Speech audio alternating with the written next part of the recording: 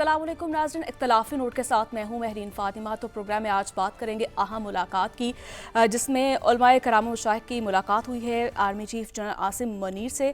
और इस मुलाकात में अहम बड़े फैसले किए गए हैं मुल्क की सलामती के लिए, जिसमें आर्मी चीफ साहब का कहना था कि बग़ैर किसी मजहबी, सूबाई या किसी और इम्तियाज़ के पाकिस्तान तमाम पाकिस्तानियों का है और रियासत के सिवा किसी भी इदारे या गिरोह का ताकत का इस्तेमाल और मुसल्लह कार्रवाई नाकाबिले कबूल है। उलमाए कराम ने मुल्क में रवादारी, अमन की रियासती कोशिशों और सिक्योरिटी फोर्सेस की कोशिशों के लिए अपनी भरपूर हिमायत जारी रखने का अज़्म भी किया है और कहा कि इस्लाम अमन और हम आहंगी का मजहब है।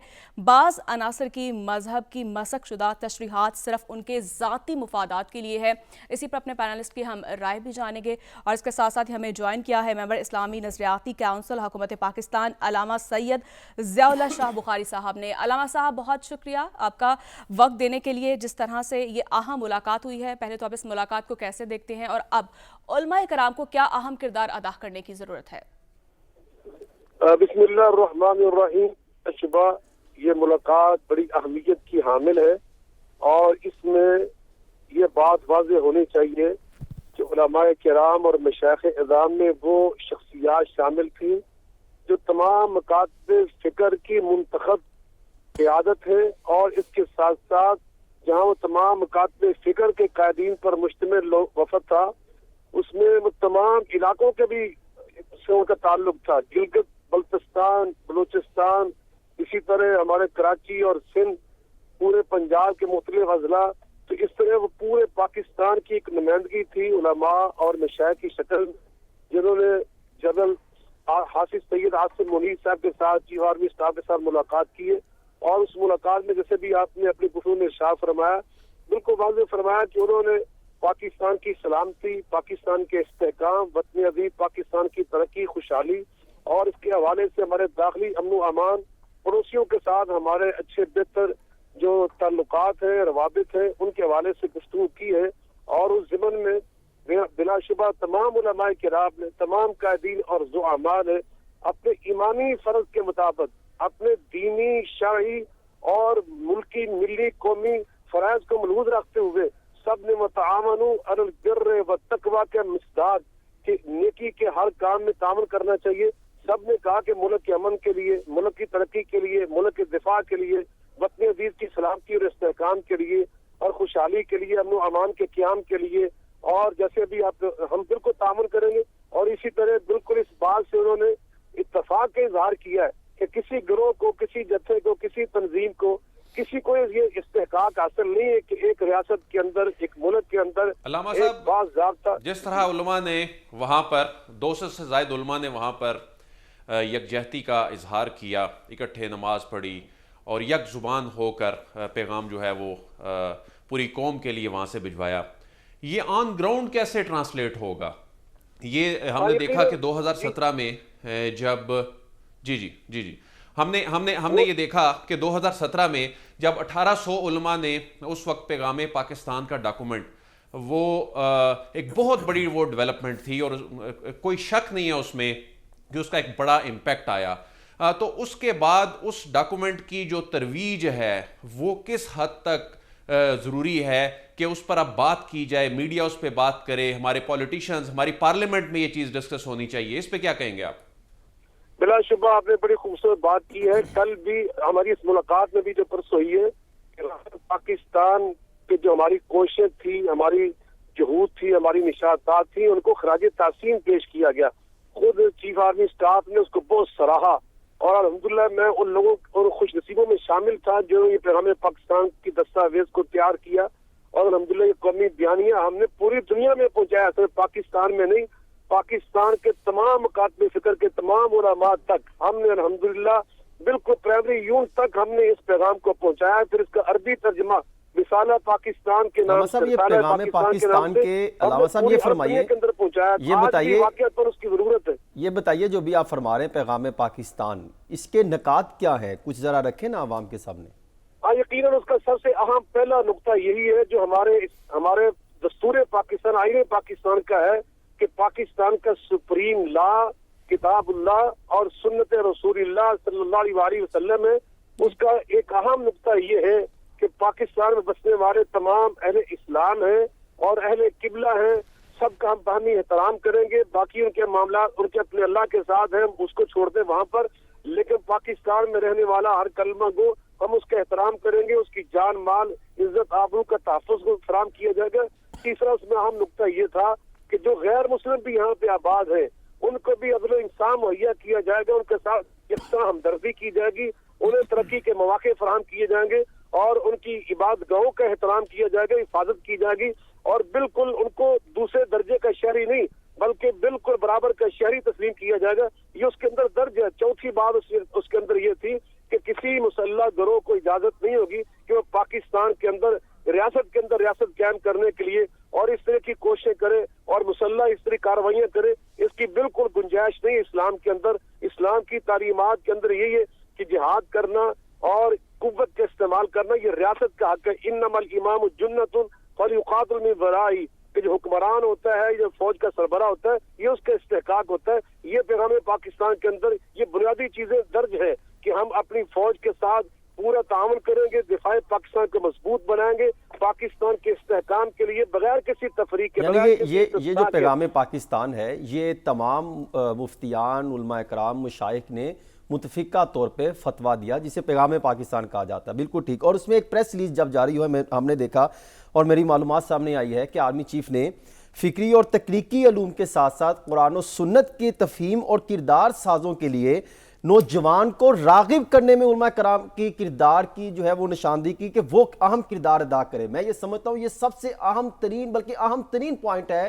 تمام پوائنٹوں میں ہر پوائنٹ ہی اہم ہے کہ نوجوانوں کو شدت پسندی اور باقی جو ہے یہ معاملات سے نکال کر ان کی ترغیب کرے قرآن و سنت کے مطابق. تو اس میں علماء کرام کیسے اس کو آگے لے کے چلیں گے؟ بلا شبہ انہوں نے علماء کرام کی اس معاشرے کے اندر جو اہمیت ہے، جو ان کی عزت احترام ہے، اس کو ملحوظ رکھتے ہوئے اس کو پہلے سراہا اور پھر جیسے بھی آپ نے ارشاد فرمایا انہوں نے پیغام پاکستان کی روح کو نوجوانوں تک، پبلک تک، عوام تک پہنچانے کے لیے علماء کرام سے یہ اپیل کی ہے کہ وہ اپنے ممبر و محراب کا جو ان کا میڈیا ہے، مؤثر ترین میڈیا ہے اور انتہائی قابل احترام میڈیا، اس کو استعمال کیا جائے، جو کہ اس کا تعلق ہر پاکستان کے علاقے کے ساتھ، ہر علاقے میں مسجد موجود ہے، محلے کے اندر مسجد موجود ہے. تو اس میڈیا کو مؤثر انداز سے پاکستان کے دفاع کے لیے، پاکستان کے استحکام کے لیے اور اتحاد امت کا خواب شرمندہ تعبیر کرنے کے لیے، قوم کی یکجہتی کے لیے استعمال کیا جائے اور نوجوانوں کی تربیت کے لیے اور نوجوانوں کو فکری انحطاط سے محفوظ رکھنے کے لیے اور فکری انتشار اور فکری انارکی سے بچانے کے لیے علماء اپنا کردار بھرپور طریقے سے ممبر و محراب سے ادا کریں. تو یقیناً علماء سے اپیل کی. جی علامہ صاحب یہ بالکل یہ کس طرح سے یہ کردار جو ہے یہ ادا کیا جائے گا؟ یہ جو آپ بات کر رہے ہیں سوشل میڈیا پہ بھی ہم دیکھ رہے ہیں بہت پروپیگنڈا کیا جاتا ہے اسلام کے خلاف، پاکستان کے خلاف. تو اس حوالے سے کیا علماء کرام جو ہیں وہ کیا رائے رکھتے ہیں؟ بلا شبہ کل بھی پرسوں ہمارے اجلاس میں اس پہ بات ہوئی ہے کہ سوشل میڈیا یہ ایک ایسا میڈیا ہے جو شکر بے مہار کی حیثیت سے ہمارے معاشرے کے اندر فکری انارکی پیدا کر رہا ہے. تو یقیناً اس پہ سب نے اپنی باتیں کی ہیں اور سب نے یہ کہا کہ اس میں ہمیں اپنی ذمہ داریوں کے احساس و ادراک کرتے ہوئے اپنی ڈومین کے اندر رہتے ہوئے اس کا ہم نے مقابلہ کرنا ہے اور اس کے جو شر انگیز نتائج ہیں اس سے اپنی قوم کو، اپنے نوجوانوں کو، اپنی نسل کو بچانا ہے. بلا شبہ یہ صرف جنریشن وار کا دور ہے ہم جس سے گزر رہے اور فکری انتشار پیدا کرنے کے لیے سوشل میڈیا کو استعمال کیا جا رہا ہے. انشاءاللہ الرحمن علماء کرام اور ہمارا جو میڈیا الحمدللہ الیکٹرانک میڈیا، ہمارا پرنٹ میڈیا جو بالکل محب وطن صحافیوں سے بھرا ہوا ہے، انشاءاللہ وہ سب کندھے سے کندھا ملا کر اللہ کے فضل و کرم کے ساتھ علامہ صاحب یہ فرمائیے، انشاءاللہ الرحمن قوم کو وہ پریشان نہیں ہونے دیں گے. علامہ صاحب یہ فرمائیے گا کہ یہ تو بڑے مثبت فیصلے ہیں کہ ملک ترقی کی طرف بھی جا سکتا ہے، ملک کے معاملات بہتر ہوں گے. یہ جو 8-10 پوائنٹ بڑے اہم پوائنٹس کی نشاندہی کی گئی ہے، آپ کیا سمجھتے ہیں جس کی طرف پہلے بھی سوال کیا گیا کہ اب نچلی سطح پر جو تمام جو خطاب ہوتے ہیں نماز جمعہ کے موقع پر علماء اکرام تمام مسالک اپنے اپنے تمام جو ہے وہ اجلاس بلائیں اور یہ میسج نیچے تک کنوے کریں تاکہ یہ میسج اسی طرح ہی کنوے ہوگا نا؟ بلا شبہ اس میں آپ اندازہ لگائیں کہ ہمارے اس اجلاس کے اندر وہ جتنے ہمارے دینی بورڈز ہیں، امتحانی بورڈ، تمام وفاق، جتنی ہماری تنظیمیں بورڈ کی حیثیت رکھتی ہیں، ان کے قائدین وہاں پر موجود تھے. ان کے ذریعے یقیناً ہمارے ہر پرائمری یونٹ تک، ہر مسلک، ہر مکتب فکر کا جو پرائمری یونٹ ہے وہاں تک یہ الحمدللہ پیغام پہنچ چکا ہے.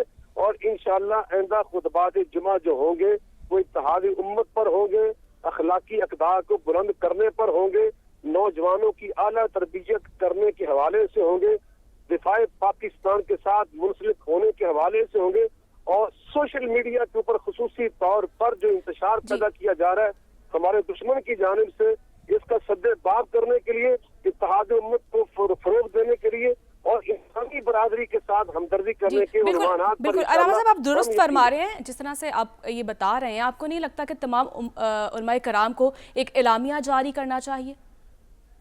ہم نے الحمدللہ اعلامیہ جاری کیا اپنے اپنے مسلک میں آ کر، تنظیموں میں آ کر. میں خود ایک جماعت کا سربراہ ہوں پورے پاکستان میں. میرے یونٹ اللہ کے فضل سے فوراً آتے ہی اس کے حوالے سے ہم نے اپنے میڈیا کے ذریعے اور ہم نے اپنے وہ جو ہمارا ایک دفتری سسٹم اس کے ذریعے فوراً ہم نے یہ سرکولر جاری کیا اپنے تمام کارکنوں تک. ہم نے ان کو یہ پیغام دیا کہ ہم نے اب ہماری ذمہ داریاں کیا ہیں، اب ہم نے مل کر کام کس طرح کرنا ہے. یہ سب الحمدللہ جب میں نے کیا سب نے اس طرح کیا، سب تنظیموں نے اس طرح کیا، سب تنظیموں کے وہاں سربراہ موجود تھے. تو انشاءاللہ آپ بالکل اس بات پر اطمینان رکھیں کہ وہاں جو لوگ تھے ذمہ دار تھے، ان کے پیچھے بڑی بڑی جماعتیں اور تنظیمیں اور ادارے الحمدللہ سب نے اپنی اپنی ذمہ داریاں ادا کرنے کا وہاں پہ عہد کیا ہے اور ہاتھوں میں ہاتھ ڈال کر زنجیر بنا کر پاکستان کے ساتھ اپنی وابستگی کا ثبوت دیا. انشاءاللہ الرحمن ہم پوری امید رکھتے ہیں کہ انشاءاللہ وہاں سے جو لوگ نکلے ہیں وہ ایک نیا جذبہ لے کر، ایک نیا جوش و خروش لے کر، اور ہم نے عملی طور پر ایک کام دیا کہ ایک خطیب کے پیچھے، ایک امام کے پیچھے تمام مکاتب فکر کے لوگوں نے یعنی تفریق ختم کر دی، تفریق ختم کر دی. جو تفریق جو سوشل میڈیا پر پروپیگنڈا کیا جاتا تھا، یا جو مختلف مساجد میں اگر کہیں ہم دیکھتے تھے الزامات آتے تھے کہ شاید وہ اس کی مسجد ہے، وہ اس کا ہے، وہ اس کا بیانیہ، یعنی آپ یہ کہتے ہیں کہ تمام مکاتب فکر نے اکٹھے ہو کر پیغام پاکستان قرآن اور سنت کے مطابق زندگی کو بڑھانے اور اس پر عمل درآمد کرنے کے لیے نوجوانوں کو آگے لانے اور اس ایجنڈے کو آگے لے کر ہمیں چلنے کی ضرورت ہے، اور تمام تفریق ختم کر دی. اس سے تو یہ بالکل ہمیں کلیئرٹی، ایک پراپر ایک میسیج آتا ہے. بلا شبہ یہ کل پرسوں ہم نے جو وہاں پہ میٹنگ میں عملی طور پہ کر کے دکھایا، اور اس کے ساتھ نظریاتی اور فکری طور پر جو ہم نے طے کیا وہ یہی طے کیا جو پیغام پاکستان قومی بیانیے کے اندر درج ہے کہ ہم سب ایک دوسرے کے احترام کریں گے، ہم ایک دوسرے کو اپنا بھائی سمجھیں گے، اور اس کے بعد جو غیر مسلم بھی یہاں آباد ہے ان کے ساتھ بھی پوری ہمدردی، ان کے ساتھ انسانی برادری کے طور پر اچھا سلوک، اخلاق والا ٹھیک ہے، اچھا سلوک رکھا جائے گا. علامہ صاحب جس طرح سے اہم میٹنگ ہوئی اور فورم نے افغان سرزمین سے پیدا دہشت گردی پر پاکستان کے موقف اور تحفظات کی بھی مکمل حمایت کی ہے. آپ کی آواز بہت دور چلی گئی، مجھے کم سنائی دی ہے. جی آواز آ رہی ہے آپ کو؟ جی اب آ رہی ہے. جی علامہ صاحب جس طرح سے میٹنگ میں اس پر بھی بات چیت ہوئی کہ افغان سرزمین سے پیدا دہشت گردی پر پاکستان کے موقف اور تحفظات کی مکمل حمایت کی جائے گی، اور پاکستان کے تحفظات کو دور کرنے کے لیے افغانستان پر سنجیدہ اقدامات کرنے پر بھی زور دیا گیا. اس میں علماء کرام جو ہے کیا اہم کردار ادا کرنے جا رہے ہیں؟ دیکھیں افغانستان ہمارا برادر ملک ہے، مسلمان بھائی ہے، ہمارا پڑوسی ہے، اس کے ساتھ ہمارے بہت سارے رشتے اور تعلقات ہیں، اور ان کے ساتھ ہم نے 40 سال جس اثار کا، محبت کا، مہمان نوازی کا، ضیافت کا، تعاون کا ہم نے اللہ کے فضل پر قربانیاں دے کر ہم نے رویہ رکھا ہے اور تعاون کیا ہے، ان کے ساتھ پیار کیا، اور 40 سال ان کو بہت کھلے دل کے ساتھ اپنا گھر دے کر سنبھالا ہے اور جگہ دی ہے. تو میں سمجھتا ہوں ہم ان سے بھی یہی توقع رکھتے ہیں، الجزاء الاحسان الا الاحسان، وہ احسان کا بدلہ احسان سے دیں گے، اچھائی کا بدلہ اچھائی سے دیں گے. چونکہ رسول اللہ صلی اللہ علیہ وسلم کی تعلیم مبارک ہے، من لا یشکر الناس لا یشکر اللہ، اللہ کا شکر گزار بندہ وہی اپنے بھائی کا بھی شکریہ ادا کرتا ہے. تو یقیناً وہاں علماء صلحاء موجود ہیں جو اپنی افغانی قوم کو یہ سبق سکھائیں گے، یہ سب پڑھائیں گے، اور بڑی تعداد میں افغانی ہمارا شکریہ ادا کر رہے ہیں. وہ اس بات کو سمجھتے ہیں کہ آج الحمدللہ ہم جس منزل پہ پہنچے، اپنی مرضی کا ہمیں نظام حکومت مل چکا ہے، ہماری زمین، ہماری سرزمین سب ترقی کر رہی ہے. اس میں پاکستان کی بے تحاشا قربانیاں، پاکستان کا اس کے اندر بہت یعنی بہت بے تحاشا یعنی ناقابل فراموش کردار ہے. وہی سمجھ ان باتوں کو. لیکن جہاں تک تعلق ہے کہ ہم نے اس میں جو پالیسی طے کی ہے وہ بھی اس لیے طے کی ہے کہ ہم نے یہاں پر جو کارڈ رکھنے والے، قانونی طور پر رہنے والے لاکھوں کی تعداد میں افغانی موجود ہیں، ان کے بارے میں وہی پالیسی کہ وہ یہاں پہ ٹھہریں گے. ان کا یہ اپنا ملک ہے, وہ ہمارے بھائی ہیں. جب تک ان کے پاس قانونی دستاویز ہے اور جن کے پاس دستاویز نہیں ہے ان کے لیے پالیسی, اس کو بالکل مجبور نہیں کیا گیا. البتہ ہمارے لاکھوں کی تعداد میں افغانی بھائی ایسے تھے جو بالکل وہاں سے بے گھر ہو کے یہاں پہ آئے تھے. کوئی قانونی دستاویز نہیں تھی. پھر ہم نے مسلمان برادری کے طور پر, انسانی برادری کے طور پر لگایا. جی بالکل, مہمان نوازی کی اس میں کوئی شک نہیں ہے. پاکستان نے بہت سی قربانیاں دی ہیں. بہت شکریہ علامہ سید ضیاء اللہ شاہ بخاری صاحب ہمارے ساتھ موجود تھے. بہت شکریہ آپ کی قیمتی رائے کا اور آپ کی قیمتی وقت کا بھی. صاحب آپ کی جانب آؤں گی, جس طرح سے علامہ صاحب فرما رہے تھے اہم ملاقات ہوئی ہے, اور اب کیسے دیکھتے ہیں اس ملاقات کو اور ملک کی سلامتی کے لیے جو اہم کردار ادا کیا جا رہا ہے علماء کرام کی جانب سے؟ دیکھیے, یہ تو بہت خوشائن بات ہے. تمام اگر مسالک پاکستان کے کسی ایک ٹیبل پہ اکٹھے ہو جائیں اور ریاست کو ان کی سپورٹ ہو, تو یہ کسی بھی ملک کے لیے, کسی بھی ریاست کے لیے بڑی خوشائن بات ہے. اور ہم ان کی ان کاوشوں میں ان کے لیے دعاگو بھی ہیں, ان کے ساتھ بھی ہیں. بطور پاکستان کے شہری مسلمان ہم ساتھ ہیں. لیکن اصل جو ایشو ہے وہ یہ ہے کہ ان مکاتب فکر میں جو لوگ اکٹھے ہوئے ہیں, ان کا کچھ تو اثر و رسوخ اپنے مدارس پہ, اپنے حلقہ فکر کے اندر ہے, لیکن کیا یہ لارجر کمیونٹی کے ساتھ کنیکٹ کر پائیں گے یا نہیں کر پائیں گے؟ جس یوتھ کو یہ جس یوتھ کی یہ اصلاح کرنا چاہتے ہیں, جس سوشل میڈیا کی سائٹ کی اصلاح کرنا چاہتے ہیں, جس تفرقات کو ختم کرنا چاہتے ہیں, ان تفرقات کے لوگوں تک یا اس پاپولیشن تک پہنچنے کے لیے یہ کیا کریں گے؟ کیا طریقہ ہوگا کہ وہ اس اپنی آئیڈیالوجی کو پاکستان کے ان لوگوں تک پہنچائیں جن کا ابھی انہوں نے کہا کہ جن کو شاید کچھ اصلاح کی ضرورت ہے. یہ امپلیمنٹیشن کا پروسیجر, آئیڈیالوجی میں تو کوئی مسئلہ نہیں ہے, ہم سب نیچرلی اس سے ایگری کرتے ہیں, ہم سب اس کے ساتھ ہیں. ایکچول ایشو یہ ہے کہ اس کو امپلیمنٹ کیسے کیا جائے گا. کیا یہ صرف چند مدارس کی حد تک رہے گا یا ان کا پیغام سوسائٹی کے اندر پریویل کرے گا؟ یہ میرا خیال ہے صرف آنے والے دن ہی بتا سکتے ہیں. ٹھیک ہے, آنے والے دن ہی بتا سکتے ہیں. بالکل, ہم آگے بڑھیں گے ناظرین پروگرام میں.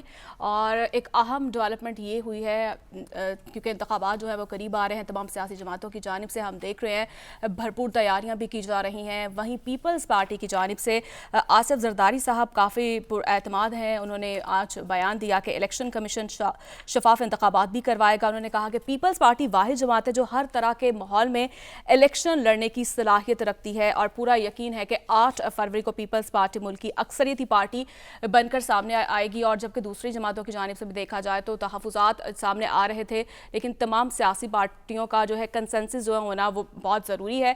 تو اس کے ساتھ ہی ہم رائے جان لیتے ہیں. ہمیں جوائن کیا ہے اس وقت ہمارے ساتھ موجود ہے ماہر قانون حافظ احسان احمد صاحب.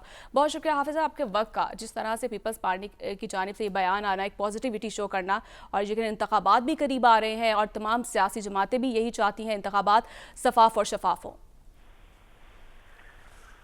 بسم اللہ الرحمن الرحیم. آپ کا بہت شکریہ. اگر ہم پچھلے ہمارے جو 3 الیکشن ہوئے ہیں, 2008 کا ہوا ہے, 2013 کا ہوا ہے, 2018 کا الیکشن ہوا ہے, اگر اس کانٹیکسٹ کے اندر دیکھا جائے تو پاکستان کے اندر اگر 2008 کا الیکشن ہوا ہے تو آدھی پولیٹیکل پارٹیز جو تھیں انہوں نے اس کا بائیکاٹ کیا.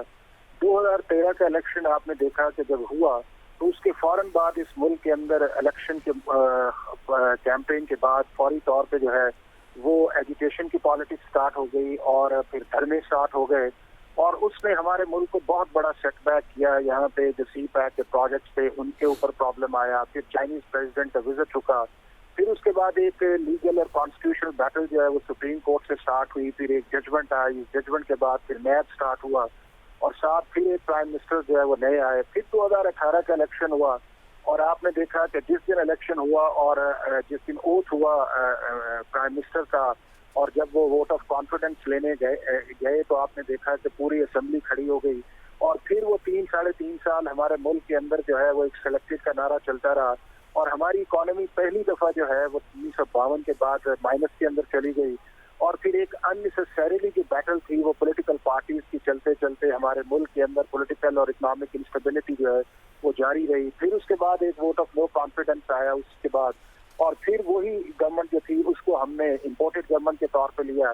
میں یہ سمجھتا ہوں کہ یہ اگر 3 الیکشن دیکھ لیں تو اس کے اگر کانٹیکسٹ کے اندر آج اگر پریزیڈنٹ آصف زرداری صاحب کی اسٹیٹمنٹ آئی ہے تو یہ بہت اچھی ایک اسٹیٹمنٹ ہے اور اسے خوشائند قرار دینا چاہیے کہ ایک حافظ صاحب یہ اسٹیٹمنٹ کوئی شک نہیں ہے کہ بڑی خوشائند اسٹیٹمنٹ ہے اور ایک اتنی بڑی لیڈرشپ کی جانب سے یہ اسٹیٹمنٹ جو آنا ہے اس کا بڑا امپیکٹ ہے.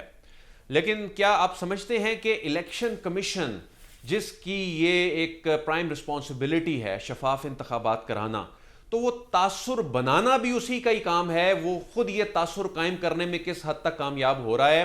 اور لیول پلینگ فیلڈ سے متعلق جو سوالات اٹھ رہے تھے اس میں الیکشن کمیشن کو ان چیزوں کو ایڈریس کرنے کی کتنی ضرورت ہے؟ کیونکہ آصف زرداری صاحب کا سٹیٹمنٹ آ جانا تو خوشائند ہے, لیکن ظاہر ہے جنرل پبلک کے لیے بھی یہ پرسیپشن جانا, ایک عام آدمی, ایک عام امیدوار جو الیکشن میں اترنے جا رہا ہے, الیکشن میں اترنے کی خواہش رکھتا ہے, یہ اس کے لیے میسج جانا, پرسیپشن یہ بنانا, یہ تو الیکشن کمیشن کی ذمہ داری ہے نا. دیکھیں 2 چیزیں عدیل بھائی اس کے اندر اب امپورٹنٹ آئی ہیں. ایک امپورٹنٹ یہ آئی ہے کہ پاکستان کی سپریم کورٹ نے پہلی دفعہ اس سارے پروسیس کے اندر انٹروین کر کے الیکشن ڈیٹ دی ہے اور اس کے اندر الیکشن کمیشن آف پاکستان کی رسپانسبلٹی بھی ہائی لائٹ کی ہے اور اس کے بعد پریزیڈنٹ آفس کی بھی ہائی لائٹ کی اور ایک آرڈر دیا ہے کہ اگر اس سے کوئی ڈیویٹ کرے گا تو ہمارا ایک کانسٹیٹیوشنل رول ہے, ہم پلے کریں گے. اب دوسرا جو امپورٹنٹ رول ہے وہ ہے الیکشن کمیشن آف پاکستان کا, جو کانسٹیٹیوشن کے اندر لکھا ہوا ہے فری, فیئر اور ٹرانسپیرنٹ الیکشن, اور اس کے 3 ایسپیکٹس ہیں. ایک ایسپیکٹ یہ ہے کہ پولنگ ڈے سے پہلے کیا وہ پروسیس جو ہے کہ جس کے اندر نیوٹرلٹی بھی رہے اور جس کے اندر افیکٹونیس بھی رہے, جو لاز ہے ان کو امپلیمنٹ کیا جائے. اور دوسرا امپورٹنٹ ہے وہ الیکشن ڈے والا دن ہے کہ جس کے اندر تمام لوگ جس پارٹی کے حق میں اندر یا جس امیدوار کے حق کے اندر ووٹ ڈالنا چاہیں انہیں کوئی پرابلم نہ آئے اور پولنگ کا عمل جو ہے وہ اسموتھ رہے. اور تیسرا اس سے بڑا سب سے ہے کہ جب وہ الیکشن ڈے کا پولنگ ختم ہو تو اس کے بعد جو الیکشن ریزلٹس ہے اس کے اندر کسی قسم کے آبجیکشنز نہ کریٹ ہوں. اب یہ جو رسپانسبلٹی ہے میں یہ سمجھتا ہوں یہ بہت ہی امپورٹنٹ ہے اور الیکشن کمیشن آف پاکستان کو شیڈول اناؤنس کرنے سے پہلے ان تمام پولیٹیکل پارٹیز کو بٹھانا چاہیے اور ان کے جو جینوئن کنسرنز ہیں ان کو اس سے پہلے ایڈریس کرنا چاہیے, کیونکہ یہ الیکشن کمیشن آف پاکستان کی رسپانسبلٹی اور الیکشن کمیشن آف پاکستان سب کا ہے. دوسرا ساتھ ہی ان پارٹیز کی بھی رسپانسبلٹی ہے کہ یہ اس پروسیس کے اندر جب جائیں تو اس کے اندر کریبلٹی کا جو آنسر ہے اس کو ہر وقت ڈاؤٹ کی نظر سے نہ دیکھیں. اب آپ دیکھیں کہ ابھی پروسیس جو ابھی شروع نہیں ہوا اور ہم نے الیکشن کمیشن آف پاکستان کو باوجود اس چیز کے کہ آرٹیکل 51(5) کے نیچے جتنی دیر ڈی لمیٹیشنز نہیں ہونی تھی, ان ساری پولیٹیکل پارٹیز نے جو سی پی آئی کا حصہ بھی تھی انہوں نے اس کے اوپر کرٹیسزم کیا. بالکل حافظ صاحب, بالکل آپ حافظ صاحب بالکل آپ درست فرما رہے ہیں. جس طرح سے جمہوریت میں الیکشن ایک ایسی کسوٹی ہوتی ہے جسے تمام سیاستدانوں کا چناؤ کیا جاتا ہے, یقیناً سپریم کورٹ کی جانب سے بھی اہم یہ رول ادا کیا گیا, لیکن تمام سیاستدانوں کے جو تحفظات ہیں ان کو بھی تو مد نظر رکھنا پڑے گا نا. دیکھیں 2 چیزیں ہیں. ایک تحفظ وہ ہے کہ جو صرف آپ آ کے میڈیا اسٹیٹمنٹ دے رہے ہیں کہ جی میرا یہ تحفظ ہے, اور دوسرا یہ ہے کہ آپ کا ان رائٹنگ جو ہے وہ تحفظ آنا چاہیے. اور الیکشن کمیشن آف پاکستان کا کام ہے دونوں کو تحفظ دے دے چونکہ ان کی یہ کانسٹیٹیوشنل رسپانسبلٹی ہے. دوسرا اس کے اندر ایک اور بڑا امپورٹنٹ ہے وہ یہ ہے کہ الیکشن کمیشن آف پاکستان کے ساتھ ساتھ ان پولیٹیکل پارٹیز کو بھی آپس میں بیٹھنا چاہیے اور جو ملک کے براڈ ایشوز ہیں ان کے اوپر بات کرنی چاہیے کہ ان مینیفیسٹو ہمارا جو ہے اس ملک کی governance, justice, economy, citizen prosperity ہو, اور جو بھی الیکشن اس کے اندر جیتے اس کی دوسری جو پارٹیز ہیں اس کی فتح کو ایکسیپٹ کرے اور جو ہارے وہ اگلے الیکشن کی تیاری کرے یا اپوزیشن کے اندر رول پلے کرے. لیکن اس کے اندر ایک اور امپورٹنٹ ہے وہ میں سمجھتا یہ ہوں کہ چونکہ 5 سال کا جو ٹینیور ہے وہ ہمارے لیے ٹالریبل نہیں ہے. اگر پچھلے آپ 4-5 الیکشن کی ہسٹری دیکھیں تو تیسرے سال کے اینڈ پہ یا چوتھے سال کے شروع کے اندر ہمارے ملک کے اندر ایک پولیٹیکل انسٹیبلٹی جو ہے اسٹارٹ ہوتی ہے. تو میں یہ سمجھتا ہوں کہ اس ملک کے اندر جو ہمارا ٹرم ہے الیکشن کا اس کو کم کر دینا چاہیے اور اس کے ساتھ تینوں الیکشن اکٹھے ہونے چاہیے. صوبائی اسمبلی یا نیشنل کے ہو رہے ہیں جو آپ لوکل گورنمنٹ کے بھی آنے چاہیے, اور اگر 3 سے 4 سال اس کا ٹینیور کر دیا جائے تو میرا یہ خیال یہ ہے کہ اس سے پولیٹیکل اسٹیبلٹی بھی آئے گی اور ان پارٹیز کو بھی پتہ چل جائے گا کہ چلے 3 سال ہم کسی کو برداشت کریں اور 4تھا سال ہمارے الیکشن کا ہے. اس کانٹیکسٹ کے اسپرٹ کے اندر جائیں گے تو بہتر ہوگا. لیکن یہ چیز ہم نے بنائی ہوئی ہے کہ ہم نے ہر چیز کو نہیں ماننا, ہم نے اسٹیٹ انسٹیٹیوشنز کو ڈسکریڈٹ کرنا ہے اور ہم نے یہی سمجھنا ہے کہ ہم ہی ٹھیک ہے. इस लेवल से भी इन पॉलिटिकल पार्टीज को जो है बिल्कुल हाफिज साहब, इलेक्शन जो है यकीन 8 फरवरी को होने जा रहे हैं, लेकिन कुछ सियासी अनासर की जानिब से जो है वो शकूक व शुबाहत भी है, तो उनको कैसे दूर किया जाएगा? नहीं, उसके अंदर तो अब ये है कि किसी के आप एप्रीहेंशन पे आप किस हद तक डिस्कशन करें। जब सुप्रीम कोर्ट ऑफ पाकिस्तान ने इंटरवीन किया है, चीफ जस्टिस मौजूद हैं, 3 मेंबर्स बेंच का एक ऑर्डर है, इलेक्शन कमीशन ऑफ पाकिस्तान की अंडरटेकिंग है, उन्होंने आपने अगर वो ऑर्डर देखा हो तो शेड्यूल उसका हिस्सा है उस ऑर्डर का, और सुप्रीम कोर्ट की क्लियर डायरेक्शन है। उस ऑर्डर की मौजूदगी के अंदर अगर कोई एप्रीहेंशन करता है तो मेरा ख्याल ये है कि वो बड़ी गलत बात है, और सुप्रीम कोर्ट ऑफ पाकिस्तान ने कहा भी है कि अब आप इलेक्शन न होने पे बात न करें, बल्कि आप इस पे बात करें कि हमने इलेक्शन के अंदर जाना है और इस मुल्क के अंदर हमने किस लेवल की गवर्नेंस या ट्रांसपेरेंसी को इम्प्रूव करना है ताकि हमारे मुल्क की जो रैंकिंग है उसको बेहतरी आए। तो लिहाजा इस पे बात नहीं करनी चाहिए। हाँ, इस पे बात है कि जो फेयरनेस है, फ्री है, ट्रांसपेरेंट है, लेवल प्लेइंग है, इक्वल अपॉर्चुनिटी है, और एडमिनिस्ट्रेटिव टिल्ट जो है जो किसी इलेक्शन के अंदर जो है बड़ा इंपॉर्टेंट रोल प्ले करता है, उसके अंदर जो न्यूट्रलिटी है उसके ऊपर बात होनी चाहिए, और इलेक्शन कमीशन ऑफ पाकिस्तान को अबव बोर्ड होकर इन सारे इश्यूज को एड्रेस करना चाहिए। ठीक है, तमाम जितने भी मामलात उन्हें एड्रेस करने की ज़रूरत है। बहुत शुक्रिया हाफिज साहब हमारे साथ मौजूद थे। नाज़रीन, इसी पर हम बात करेंगे, लेकिन एक छोटी सी ब्रेक के बाद। आप कहीं मत जाएगा, स्टे विद अस।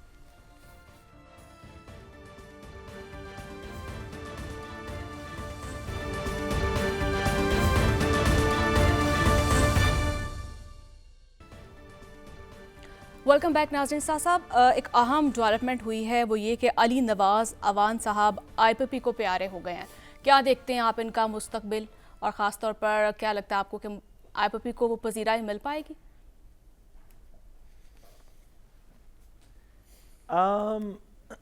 देखिए, IPP को पजीराई क्यों नहीं मिलेगी? इतने ज़बरदस्त उनके डेमोक्रेटिक क्रेडेंशियल्स हैं। ग्रास रूट से उठ के एक मूवमेंट की तरह आहिस्ता आहिस्ता पहले एक घर में, फिर दूसरे घर में, फिर एक टी स्टॉल पे, फिर एक रिक्शे वाले के साथ, एक रेडी वाले के साथ, करते करते ग्रास रूट से जो मूवमेंट्स इस तरह दहाइयों में जिनकी क्रेडिबिलिटी बनी हो, और इतने बड़े बड़े लीडर्स जिनकी पर्सनल क्रेडिबिलिटी के ऊपर भी कोई शक ना हो, जब वो किसी भी पॉलिटिकल मैदान में आएंगे तो उनको क्यों नहीं उनके साथ लोग ज़रूर खड़े होंगे, इसके अंदर क्या शक है। तो मुझे यकीन है कि जो चंद सीटें पाकिस्तान मुस्लिम लीग नून से पंजाब में और दीगर जगहों पे और पीपल्स पार्टी से सिंध में अगर चंद सीटें बच गईं तो वो सिर्फ़ और सिर्फ IPP के हिस्से ही तो आएंगी। जी आदिल साहब, कुछ ये भी खबरें हैं कुछ PTI वाले नून लीग में भी शामिल हो रहे हैं, क्या ये दुरुस्त है?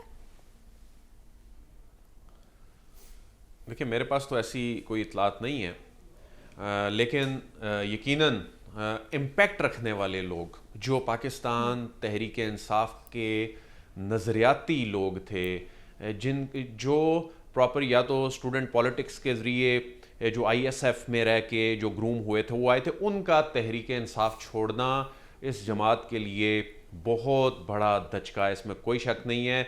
और ऐसे नज़रियाती लोगों का PTI छोड़ के IPP में जाना यकीनन ये उसकी तो स्ट्रेंथ है। इसका इम्पैक्ट क्या आएगा फैसला अवाम ने करना है। लेकिन इससे पहले आप जो फ्री एंड फेयर इलेक्शन पे बात कर रहे थे, मैं उस पर मुख्तसर कमेंट करना चाहूँगा कि ये बहुत बड़ी डेवलपमेंट है कि लीडरशिप की जानिब से ऐसे स्टेटमेंट है ना, जो साबिक सदर आसिफ अली जरदारी ने स्टेटमेंट दिया। उसकी रीज़न ये है कि हमने ये देखा कि देखें, जिस तरह हाफिज साहब भी ये कह रहे थे कि इससे पहले चंक में जब वो बात कर रहे थे कि किस तरह से 2013 के इंतखाबात थे, 2018 के जो इंतखाबात थे, उनमें किस तरह से डिस्क्रेडिट किया गया इंस्टीट्यूशंस को, किस तरह एक क्यास जो था वो पैदा किया गया। कि मुझे याद है हमने वो 126 दिन का धरना भी कवर किया, और उस वक्त क्या कहा गया जी कि जी ये इंतखाबात जो हैं 35 पंक्चर लगाए गए, वो बात में झूठ साबित हुई। आसिफ अली जरदारी साहब ने कहा कि ये रोज़ के इलेक्शन हैं, फिर उसके बाद कोई प्रूफ नहीं आ सके, फिर उसके बाद जब PTI की गवर्नमेंट आई कहा गया RTS बंद हो गया जी। बिल्कुल बेबुनियाद और मन गढ़ंत चीज़ें हमारी अपनी सियासी लीडरशिप ने सिर्फ अपने सियासी मफादात के लिए अवाम में मायूसी फैला के उन्होंने अपने सियासी मकासद हासिल करने की कोशिश की। इससे मुल्क को नुकसान हुआ। जब ये लीडरशिप इस तरह की बातें करती है तो अवाम में मैसेज जाता है। मैं समझता हूँ कि जो दीगर सियासी जमातें हैं ان کی لیڈرشپ کو بھی اس حوالے سے ایسا ہی پیغام دینا چاہیے. اور اس میں لیکن اس کا ہرگز یہ مطلب نہیں ہے کہ لیڈرشپ ایسی سٹیٹمنٹس دیتی رہے اور الیکشن کمیشن ہاتھ پہ ہاتھ دھرا بیٹھا رہے اور لیول پلینگ فیلڈ کی اگر باتیں ہو رہی ہیں ان کو ایڈریس نہ کرے. اس کا ہرگز یہ مطلب نہیں ہے, نہیں تو الیکشن ڈے پر پھر اسی الیکشن کمیشن کو یہ تمام چیزیں فیس کرنی پڑیں گی جو اس سے پہلے پھر الیکشن ڈے پہ ہوتا رہا ہے. لیکن ہمارے جو جمہوری ادارے ہیں وہ چونکہ مضبوط نہیں ہیں, اس لیے اس طرح کی باتیں ہوتی ہیں ہماری سیاسی جماعتیں. اور وہ ہمارے جمہوری ادارے کس نے مضبوط نہیں ہونے دیے؟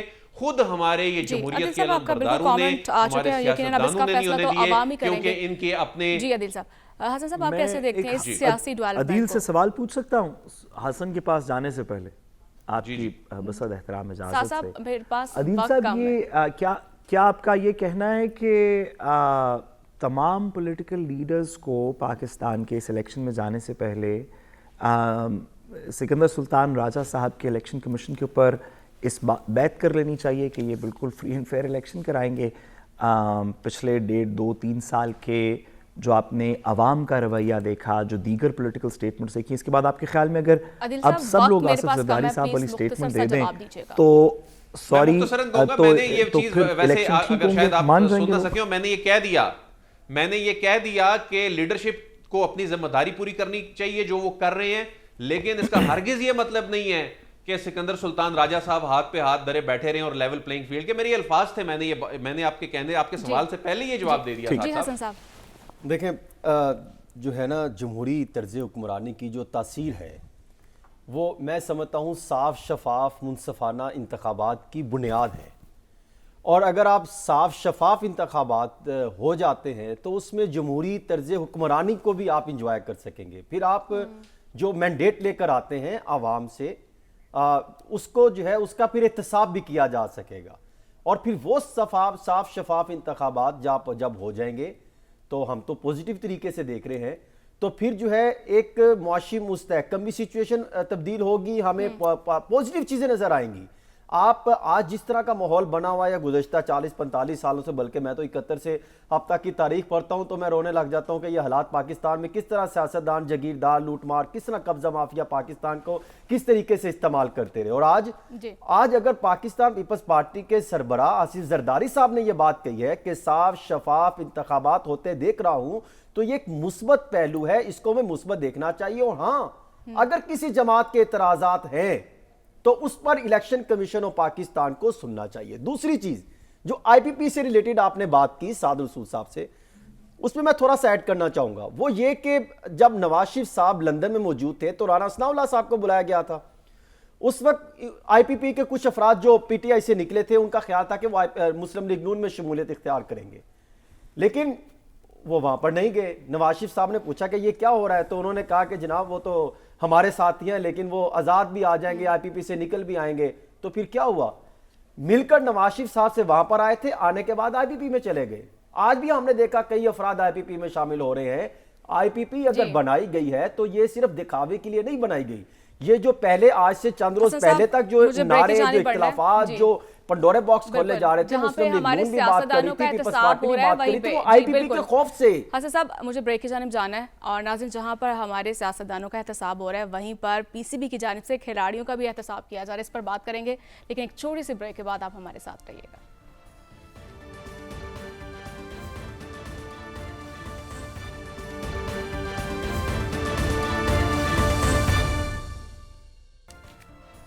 ویلکم بیک ناظرین, اور بات کریں گے جس طرح سے بریک سے پہلے میں بات کر رہی تھی, کھلاڑیوں کا بھی جو ہے نا وہ احتساب شروع کر دیا گیا پی سی بی کی جانب سے, اور پی سی بی نے جو ہے بڑی بڑی تبدیلیاں کی ہیں. ان تبدیلیوں کی وجوہات کیا ہیں اور مزید کیا بڑے فیصلے ہونے جا رہے ہیں, اسی پر ہم رائے جان لیتے ہیں. ہمیں جوائن کیا ہے ترجمان پی سی بی عالیہ رشید صاحبہ نے. بہت شکریہ عالیہ صاحبہ آپ کے وقت کا.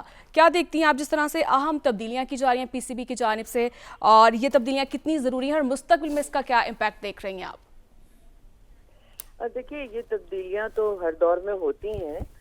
جب بھی ورلڈ کپ کے بعد ہم آتے ہیں تو یہ ہم نے تو پاکستان میں ہمیشہ دیکھا ہے کہ چینجز ہوتی ہیں, اور سم ٹائمز وہ چینجز اچھی بھی ہوتی ہیں اور ان کی ضرورت بھی ہوتی ہے. مثال کے طور پر دیکھیے, آگے ہم ٹیسٹ سیریز کھیلنے جا رہے ہیں آسٹریلیا سے, پھر نیوزی لینڈ سے T20 کے میچز ہیں. تو میرا خیال ہے کہ ایک طرح سے کرکٹ بورڈ نے یہ کوشش کی ہے کہ بابر اعظم کے اوپر سے ایک پریشر جو ہے کپتانی کا اس کو ڈیوائڈ کیا جائے ان اے سینس کہ ان کو وائٹ بال سے کہا گیا کہ آپ جی جی جی جی بولیے صاحب انہیں بات کمپلیٹ میم ایک ساتھ سوال بھی ایڈ کر لیجیے. جی جی جی شیور. میڈم جیسے کہ آپ پی سی بی اتنا سینسٹیو ہے ویزوی کلچرل پرسپیکٹیو, آپ عوام سے اپنے فین سے اتنے کلوز رہتے ہیں, کنیکٹڈ رہتے ہیں, جیسے کہ آپ نے دیکھا ہوگا کہ اصل اپہیول اس ورلڈ کپ کے بعد چینج ان مینجمنٹ کا تھا, چینج ان پلیئرز کا کم تھا. اس کے اوپر بھی کوئی انٹرنل ڈسکشن ہو رہی ہے کہ مینجمنٹ سٹرکچر کیسے بہتر کریں گے پی سی بی کا اپنا؟ دیکھیے بالکل ٹیم مینجمنٹ جو ہے اس کی امپروومنٹ اور اس کی چینجز جو تھیں وہ ریکوائرڈ تھیں, اور اس کی میم بہت پی ساری سی بی کی مینجمنٹ, پی سی بی کی مینجمنٹ تو آپ کے سامنے ہے. پی سی بی کی مینجمنٹ کام کر رہی ہے اور اس کی کوشش یہی ہے کہ وہ بہتر سے بہتر فیصلے کرے, اور اسی وجہ سے ظاہر ہے کہ ہمارا پی سی بی کا جو تعلق ہے وہ پاکستان کرکٹ کی ٹیم سے اور اس کے ریزلٹ سے, اس کے نتائج سے ہے, اور ہماری جو مینجمنٹ ہے ٹیم مینجمنٹ وہ اس میں ایک بہت اہم رول ادا کرتی ہے. مجھے تو لگ رہا ہے کہ یہ بڑی پازیٹیو چینج ہونے جا رہی ہے کہ ہمارے پاس دیکھیے مکی آرتھر تھے, وہاں سے بیٹھ کے کر رہے تھے, زوم پہ کوچنگ نہیں ہوتی, ٹیم کو لے کے چلنا مشکل ہوتا ہے. اب آپ اگر غور کریں, اگر امپارشل ہو کے آپ غور کریں تو کرکٹرز کو لا کے ان کے ہاتھ میں ذمہ داریاں دی گئی ہیں, ان کرکٹرز کے خاص طور پہ جو کہ ابھی ریسنٹلی جو ریٹائرڈ ہوئے ہوں. اس کا مطلب ہے کہ وہ ماڈرن ڈے کرکٹ کو بھی سمجھتے ہیں, ان کی ریکوائرمنٹ کو سمجھتے ہیں, اس کے پریشرز کو سمجھتے ہیں, اور اس کو اب یہ ان کے لیے بڑا چیلنج ہے. محمد حفیظ جو ہیں وہ ٹیم ڈائریکٹر کے طور پہ آئے ہیں, اور اسی طرح وہاب ریاض چیف سلیکٹر کے طور پہ آئے ہیں. تو یہ لوگ اس کے بعد پھر کوچز جو ہیں وہ ان میں بالکل یہ فرمائے گا جس طرح بھی آپ بتا رہی ہیں, جو ہیں ان کو بالر جس طرح بھی آپ فرما رہی ہیں کہ آپ نے بہترین جو ہے وہ ٹیم چوائس کر لی, کیا یہ مینجمنٹ ڈے ٹو ڈے فیٹ دیکھ سکتی ہے یا اتنے بڑے ڈیسیجن بھی لے سکتی ہے؟ اور ساتھ ہی یہ بھی بتائیے گا کہ دورہ آسٹریلیا 96 کے بعد سے پاکستان مشکل ہی دیکھنے کو ملی ہے پاکستان کے لیے, تو اب کون سی بڑی تبدیلیاں کی جا سکتی ہیں؟ اس میں سرفراز, نسیم شاہ, احسان عباس, کیا ان کو بھی شامل کیا جا سکتا ہے؟ آپ کے سوال کے دو حصے ہیں. پہلا میرا خیال ہے آپ پی سی بی مینجمنٹ کے حوالے سے بات کر رہے ہیں, ڈے ٹو ڈے افیئرز کی. کرکٹ ٹیم کو چلانا اور کرکٹ ٹیم کے کام لے کے چلنا اور کرکٹ ٹیم کے جو گروتھ ہے اس کے اوپر کام کرنا ہی ڈے ٹو ڈے افیئرز ہیں. بیسیکلی جو مینجمنٹ ہے اس کا کام ہی یہی ہے. تو اس میں یہ ایسی چیز نہیں ہے کہ جو کوئی ایسا کیا جا رہا ہو کہ جس میں آپ کو وہ آزادی حاصل نہیں ہے یا وہ حقوق حاصل نہیں ہے کہ آپ یہ فیصلے نہیں کر سکتے. بالکل کر سکتے ہیں, اور کرکٹ کی بہتری کے لیے ہی سارے فیصلے کیے گئے ہیں. انشاءاللہ اس کے اچھے جو ہیں وہ نتائج بھی ہمیں سامنے دیکھنے کو ملیں گے. دوسرا پارٹ کا وہ بتا رہی تھی سرفراز اور نسیم شاہ کے کائنڈلی کہ یہ جو نئی مینجمنٹ ان پلیس کی گئی ہے اس کی سلیکشن کا کرائیٹیریا کیا تھا؟ کوئی نمبر دیے گئے لوگوں کو کہ اس کے 10 ہیں, اس کے 15 ہیں, اس کے 16 ہیں, اب ہم 16 والے کو پک کرتے ہیں. کیسے سلیکٹ کیا گیا کہ یہ ہیڈ کوچ ہوگا, یہ مینیجر ہوگا؟ اس کی کرائیٹیریا کیا تھا؟ کوئی آبجیکٹیو کرائیٹیریا تھا؟ جی بالکل ہے, بالکل ہے. دیکھیے میں نے پہلے ہی عرض کیا کہ سب سے بڑا کرائیٹیریا تو ان کا خود کرکٹر ہونا ہے. پھر اس طرح ہمارے جو کرکٹرز تو بہت سارے ہیں نا جی, انہی میں سے جو بہترین لوگ ہیں ان کو چنا گیا ہے. ان کی پرفارمنسز سامنے ہیں, ان سے بات کی جاتی ہے, ان سے مائنڈ سیٹ ان کا چیک کیا جاتا ہے, برین اسٹارمنگ ہوتی ہے. پھر آپ دیکھتے ہیں, آپ یہ اگر آپ کی نظر سے گزری ہوں خبریں تو بہت سارے کرکٹرز جو ہیں وہ آ کے مسلسل ذکا اشرف صاحب سے ملتے رہے, اور وہ یہی ہو رہا تھا کہ ان سے بات کی جائے, ان سے آئیڈیاز لیے جائیں, پھر دیکھا جائے کہ کون سا آدمی کہاں فٹ بیٹھتا ہے. تو ابھی بڑی عالیہ صاحبہ آپ کرائیٹیریا کی بات کر رہی ہیں, یہ بھی اطلاعات ہیں محمد حفیظ جہاں پہ ڈائریکٹر تعینات کیے گئے ہیں آسٹریلیا اور نیوزی لینڈ کے دورے پر بطور ہیڈ کوچ خدمات سر انجام دیں گے, کیا یہ بات درست ہے؟ جی دیکھیے وہ ٹیم کے ڈائریکٹر ہیں, ٹھیک ہے, محمد حفیظ ٹیم ڈائریکٹر ہیں, وہ ہیڈ کوچ نہیں ہیں. اب ہیڈ کوچ ہمارے ہاں جیسے بریڈبرن کام کر رہے تھے, وہ اس لیے کر رہے تھے کہ مکی آرتھر جو ہیں وہ وہاں بیٹھے تھے, وہ پریکٹیکلی فزیکلی یہاں موجود نہیں تھے. پھر وہ بعد میں انہوں نے ٹیم کو جوائن کیا. اسی طرح جو ٹیم ڈائریکٹر کا عہدہ ہے اس میں یہ دونوں کام وہ انجام دیں گے. ان کو ہم ٹیکنیکلی ہیڈ کوچ بالکل نہیں کہہ سکتے اور نہ ہی کہہ رہے ہیں, لیکن گراؤنڈ کے اندر اور گراؤنڈ کے باہر جو فیصلے ہونے ہیں, گیم پلانز بننے ہیں, سلیکشنز کی, اور اس کے ساتھ ساتھ میں تو حفیظ کی جس چیز کو بہت اپریشیٹ کر رہی ہوں وہ یہ ہے کہ سعید اجمل کو ایک وہ کوچ کے طور پہ لے کے جا رہے ہیں، اسپنر کے کوچ کے طور پہ. عمر گل جو ہیں وہ فاسٹ بالر کے T20 آگے ہم نے نیوزی لینڈ سے کھیلنا ہے. تو یہ سارے وہ لوگ ہیں جو کہ ریسنٹلی ریٹائرڈ ہوئے ہیں. میڈم وہ بات رہ گئی ہے، وہ جو دورہ آسٹریلیا میں سرفراز، نسیم شاہ، محمد عباس، کیا ان کو بھی شامل کر رہے ہیں یا وہی پرانے چہرے دورہ آسٹریلیا کی طرف جائیں گے؟ ناٹس اس کے بعد ہم کوئی بہتر پوزیشن میں نہیں دیکھے. آپ خود کرکٹ کی بہت کمال کی ایکسپرٹ ہیں، کیا کہتی ہیں؟ دیکھیے میرا خیال ہے کہ ٹیم جو ہے وہ کل اناؤنس ہوگی تو آپ کو پتہ چل جائے گا کہ کون سلیکٹ ہوا کون نہیں ہوا. کیونکہ وہ تو بڑی فاسٹ قسم کی وہاں کی تو پیچھے آپ کو تو اندازہ ہے. جی جی بالکل ہے، اور اسی کے حساب سے ہمارے پاس جو ٹیلنٹ اویلیبل ہے obviously، اور جو تھرو آؤٹ ٹیسٹ سیریز کھیلتا آ رہا ہے وہ تمام لوگ جو ہیں شامل ہوں گے. ممکن ہے کوئی 1-2 نئے پلیئرز بھی شامل کیا آپ کو نہیں لگتا کہ جب یہ کاؤنٹیاں جسے ہم کہتے ہیں T20 لیگز وغیرہ کھیلتے ہیں کرکٹرز، تو وہاں پر تو بہت اچھی پرفارمنس نظر آتی ہے، لیکن جب نیشنل کھیل آتا ہے یعنی جس طرح ورلڈ کپ ہوا اور باقی، تو وہاں پہ شاید ایسے لگتا ہے جس طرح تھکے ہوئے ہوں، اور اس کے حوالے سے کوئی پالیسی اور کیا کوئی ذمہ داری بھی لیتا ہے یہ؟ دیکھیے اس میں یہی چیزیں ہیں، میں نے عرض کیا کیونکہ آپ لوگ بات نہیں کمپلیٹ کرنے دے رہے مجھے، جی کہ یہی وہ پوائنٹس ہیں جس کے اوپر بیٹھ کے یہ کام کیا گیا ہے، بات کی گئی ہے، سوچا گیا ہے ورلڈ کپ کے جو نتائج آئے اس کے بعد کہ ہم نے کرنا کیا ہے، لانگ ٹرم کرکٹ کیسے لے کے چلنی ہے، بڑی کرکٹ کھیلنی ہے تو اس کے لیے کیا کرنا ہے. یہ فیصلہ کیا ہی اسی لیے گیا ہے کہ آپ ٹیسٹ کرکٹ کا کپتان علیحدہ کریں اور وائٹ بال کا علیحدہ کریں. کیونکہ دیکھیے وائٹ بال ایک بالکل ڈفرینٹ چیز ہے، 4 اوور کی گیند کرانا اور 10 اوور کھلانا بہت ڈفرینٹ بات ہے. ہمیں اندازہ ہو رہا ہے کہ ہمارے پلیئرز کی فٹنس جو ہے اس کو بھی اور امپروو ہونا چاہیے، اور اسی وجہ سے یہ ساری چیزیں کی گئی ہیں. پھر دوسرا مسئلہ ہمارے یہاں یہ ہے کہ کنسسٹنسی ہماری پالیسیز میں نہیں آ پاتی، بار بار چینجز ہونے کی وجہ سے. آپ دیکھیے تو صحیح کہ پچھلے یہ 6 مہینے 8 مہینے کے اندر کتنے سارے آپ کے چیئرمین چینج ہو گئے ہیں. چیئرمین جو ہوتا ہے وہ ہیڈ ہوتا ہے، اس کی پالیسیز جو ہوتی ہیں وہ غلط ہیں یا صحیح ہیں، انہوں نے امپلیمنٹ ہونا ہے. تو ذکا اشرف صاحب یہی کوشش ہو رہی ہے کہ چاہے چیئرمین کوئی بھی آئے لیکن کم از کم ایک پیتھ وے آپ کا ملنا چاہیے کہ جس میں پتا ہو کہ بھائی ٹیسٹ کرکٹ کا ٹیمپرامنٹ یہ ہے ریڈ بال کا، یہاں پہ اس ٹائپ کے سوری میڈم اس میں جی میڈم اس پہ خلش تھوڑی سی آپ کے فینس کی یہ ہے جن میں یہ ناچیز بھی شامل ہے کہ آپ نے بالکل درست کہا کہ کرکٹنگ اتنی اسپیشل ہو گئی ہے کہ وائٹ بال کے کپتان اور ریڈ بال کے کپتان اور کے بالر اس کے بالر میں فرق ہے، مختلف ہونے چاہیے کوچز ایکسپرٹس. تو میڈم آپ کو نہیں لگتا کہ کرکٹ کو لیڈ بھی ایک کرکٹنگ ٹائپ پرسن کو کرنا چاہیے؟ ایک اگر اتنی اسپیشلائزیشن ہے تو ایک بینکر کیسے لیڈ کر سکتا ہے کرکٹ کو جی صاحب پاکستان میں؟ جی کیا میں جواب دے سکتی ہوں؟ جی عالیہ صاحبہ جی دیکھیں کرکٹ کھیلنا اور کرکٹ کو رن کرنا مینجمنٹ لیول پہ یہ 2 ڈفرینٹ چیزیں ہیں. میں اس سے 100% ایگری کرتی ہوں کہ جتنا بندہ کوئی پروفیشنل ہوگا اتنا ہی وہ انڈرسٹینڈ کرے گا چیزوں کو، اتنے ہی اس کے بہتر فیصلے ہوں گے. تو ہر چیئرمین یہی چاہتا ہے کہ کسی کی خواہش نہیں ہوتی کہ اس کا کوئی برا نام آئے یا لوگ اس کو کرٹیسائز کریں. یہ الجھی بھی اتنی ہیں چیزیں کہ میں اب یہاں کرکٹ بورڈ میں آئی ہوں تو مجھے اندازہ ہوا ہے کہ ہم لوگ ٹی وی پہ بیٹھ کے یا اخبار میں وجہ سے لکھ دیتے ہیں بہت ساری چیزیں، لیکن ہمیں بہت سی چیزوں کا جنرلی ادراک ہی نہیں ہے کہ ہمارا جو ڈومیسٹک. ٹھیک ہے عالیہ صاحب بہت شکریہ آپ کی رائے کا، اور ہم امید کرتے ہیں PCB کی جانب سے آئندہ آنے والے وقت میں بھی بڑے بڑے فیصلے کیے جائیں. تو ناظرین اس کے ساتھ مجھے اجازت دیجیے، اللہ نگہبان.